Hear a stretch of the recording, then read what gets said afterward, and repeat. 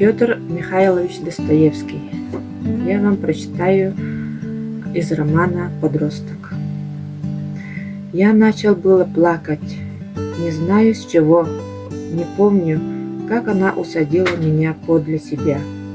Помню только в бесценном воспоминании моем, как мы сидели рядом, рука в руку, и стремительно разговаривали. Она расспрашивала про старика и про смерть его, а я ей об нем рассказывал.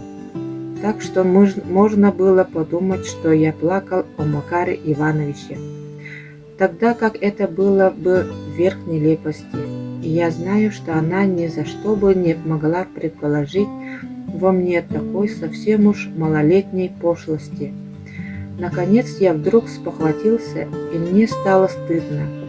Теперь я полагаю, что плакал тогда единственно от восторга, и думаю, что она это очень хорошо поняла сама.